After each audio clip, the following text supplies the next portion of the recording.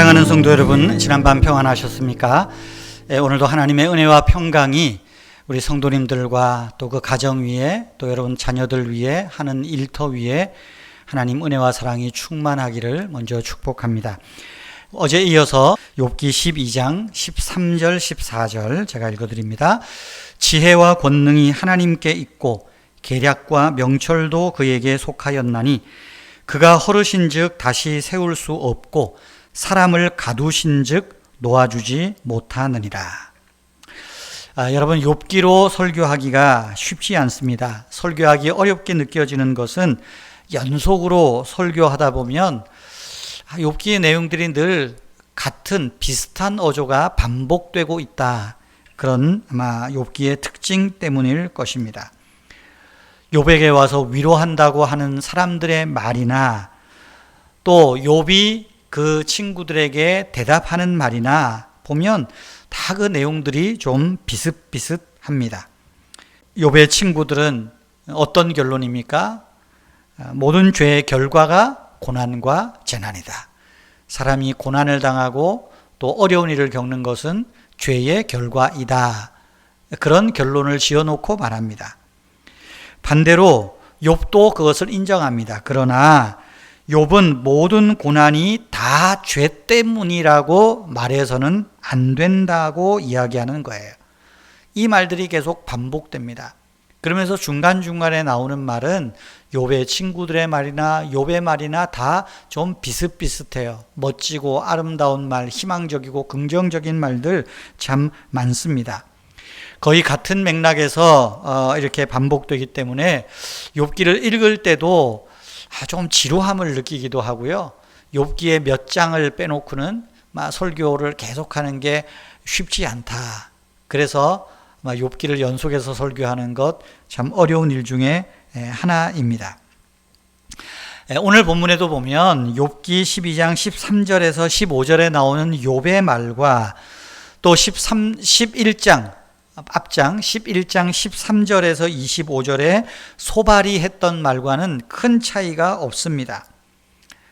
여러분, 소발은 하나님께서 모든 것을 다 아시며 하나님 뜻대로 행하시는 분이기 때문에 욥에게 일어난 일은 하나님의 뜻임을 알고 욥 너의 잘못을 뉘우치고 회개하라 촉구하는 내용입니다.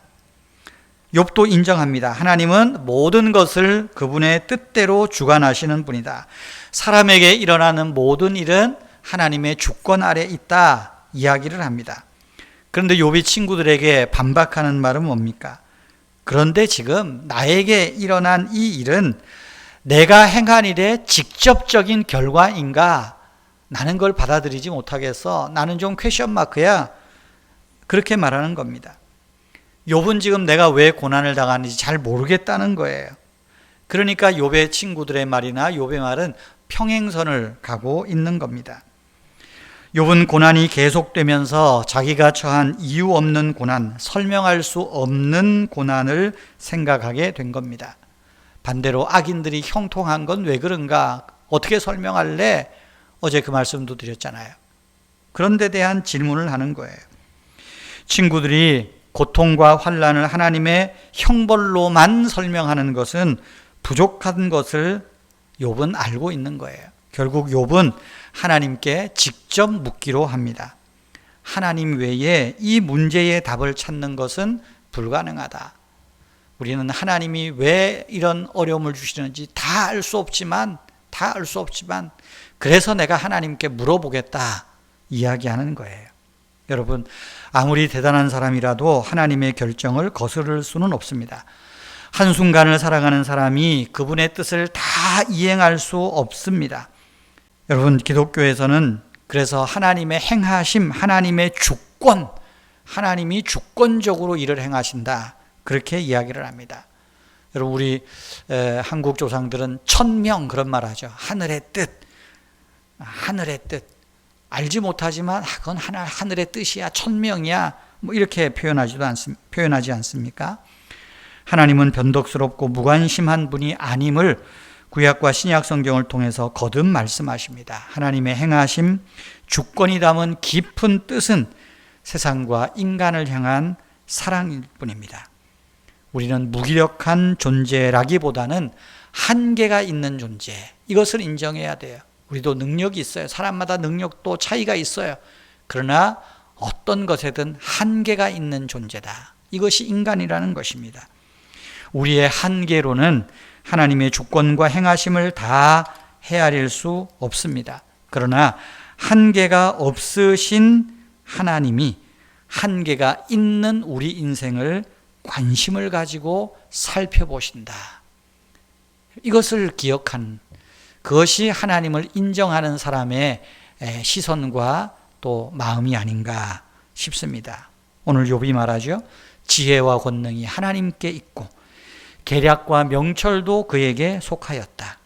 하나님이 허르시면 다시 세울 수 없고 사람을 하나님이 가두시면 그 누구도 놓아주지 못한다. 모든 것이 하나님의 주권 아래에 있다. 하나님, 그것을 좀 내게 조금이라도 알게 해 주십시오. 알아가게 해 주십시오. 이것이 욥이 고난 속에서 하나님을 향하여 바라보고 기도하는 그 욥의 순수한 믿음, 저는 그렇게도 생각을 해봅니다. 저와 여러분들도 우리의 삶에서 일어나는 이 일 속에 하나님의 어떤 뜻이 있을지 좀 깨닫고 알아가고 겸손히 그 하나님 앞에 순종하는 저와 여러분 되기를 축복합니다. 하나님, 자꾸만 예전의 방식으로 돌아가려 하는 저를 불쌍히 여겨 주십시오. 내 상식과 선입견, 내 방법으로 하려고 하니 성령에서 시작해서 육체로 마치게 될까 두렵습니다. 보이는 것들에 현혹되어 인생의 중요한 답변들을 내 멋대로 쓰고 있지 않는지 두렵고 떨립니다. 하나님, 오늘의 어려움에 또 오늘의 좋은 일에 일희일비하지 않기를 기도합니다. 그 속에서도 하나님의 뜻을 생각하며 또 하나님의 섭리를 생각하는 넓은 믿음 주시고 인내하는 믿음 주시고 하나님 앞에 더 겸손히 엎드리는 그런 믿음이 있게 하옵소서. 오늘도 우리와 함께 하시는 주님 감사합니다. 주 예수님의 이름으로 기도하옵나이다. 아멘. 여러분 자신과 가정과 자녀들을 위해서, 물질의 삶을 위해서 기도하시기를 바랍니다.